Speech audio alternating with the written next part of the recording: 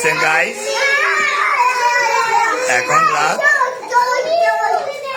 12টা বাজে। ছেলে মেয়েগুলার এখনো চোখে ঘুম নেই, দেখছেন?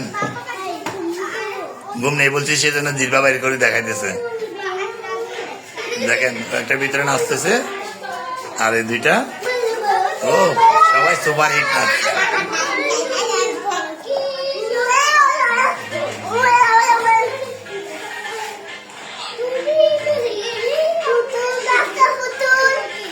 পুতুল কাতুল পুতুল